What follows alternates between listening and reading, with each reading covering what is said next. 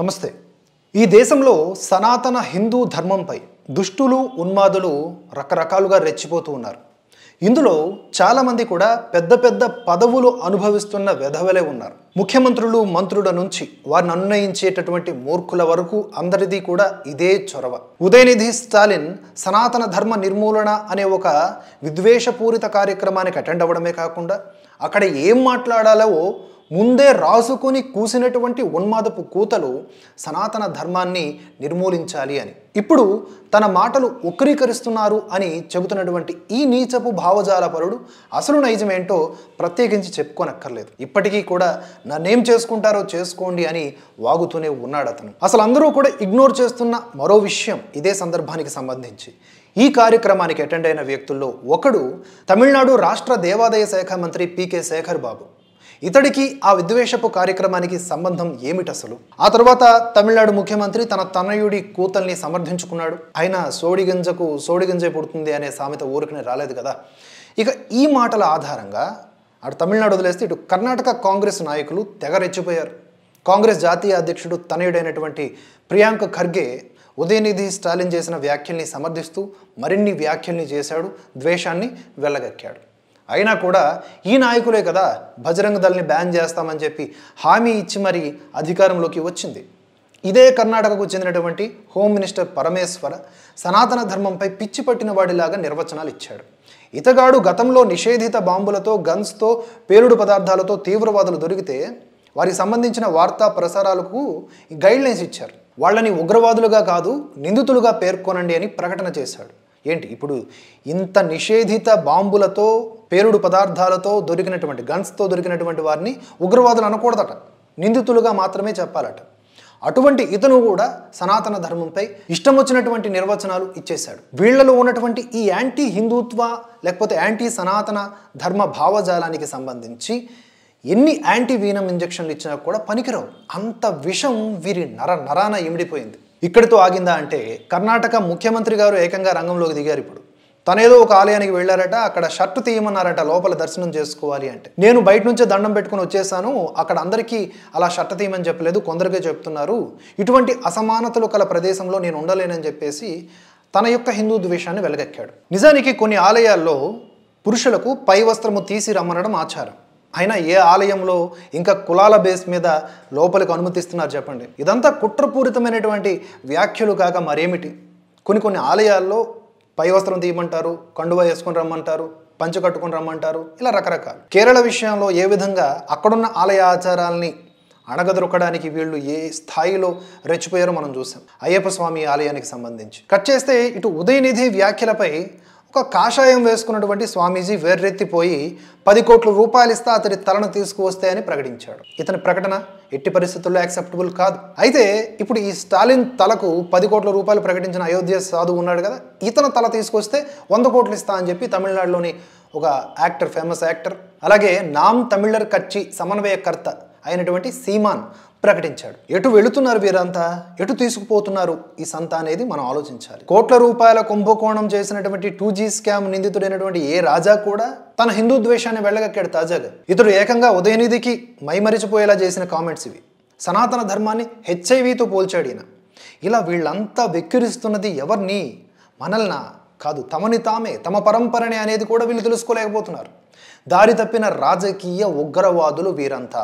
వీరి నుంచి హిందూ సమాజంగా పేరున్నటువంటి సనాతన ధర్మాన్ని కాపాడుకోవాలి. ఈ క్రమంలో ఇద్దరు వ్యక్తులు చేసినటువంటి కామెంట్స్ హైలైట్గా నిలిచాయి.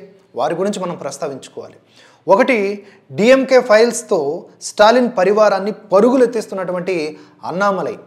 ఇతని వ్యాఖ్యలు, అతనేం మాట్లాడారో ముందుగా చూసుకుంటే, ఈ యాంటీ సనాతన కామెంట్స్పై రిప్లైలు ఇస్తూ తమిళనాట ప్రజలను వివేకవంతులను చేస్తూ ఆయనకు చేసినటువంటి కామెంట్స్లో ఒకటి, mister Udhayanidhi Stalin, you just do one thing, మీ అమ్మగారిని ముందు ఉదయము సాయంత్రము టెంపుల్కి వెళ్లకుండా ఆపు, సనాతన ధర్మ నిర్మూలన అక్కడి నుంచి స్టార్ట్ చేయి దమ్ముంటే అని అన్నారు. ఇది నిజమైన సవాలు. సనాతన ధర్మాన్ని నిర్మూలించాలని ఇలానే లక్షలాది మంది పురుగులు కలలు కన్నారు. వారందరూ కూడా ఏమయ్యారు? కాలగర్భంలో కలిసిపోయారు, మసైపోయారు. Now you want to eradicate Sanatana Dharma. Please stop your mother from going to a temple. I'll challenge Mr. Udaynithi Stalin. ఇక మరో పవర్ఫుల్ పర్సనాలిటీ చేసినటువంటి కామెంట్స్ విషయానికి వస్తే యోగి ఆదిత్యనాథ్.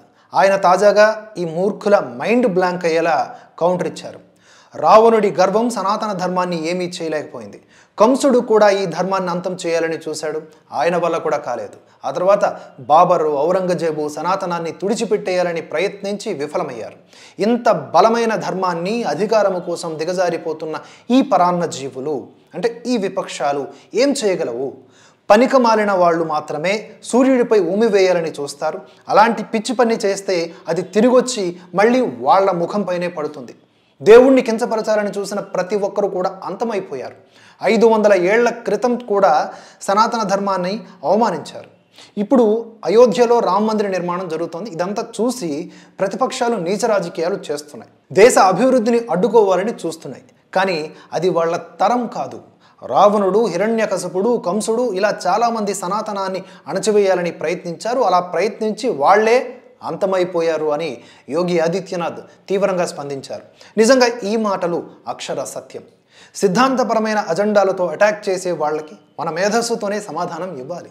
వీళ్ళ అసలు ఎజెండా ఎలా ఉంటుందంటే మనలో మనకే పుల్లలు పెట్టేలా, ఉదాహరణకి మేము భారత్కు వ్యతిరేకం, ఇండియాకు కాదు, మేము సనాతన ధర్మానికి వ్యతిరేకం, హిందూ మతానికి కాదు, ఇలా ఉంటాయన్నమాట. ఇలా మనల్ని తిడుతూ మనల్ని కాదు అనేలాగా కన్ఫ్యూజన్లో పడేసేటటువంటి కలియుగ రక్కసులు వీరంతా. వీరికి అంతే స్థాయిలో గట్టిగా సమాధానం చెప్పాలి.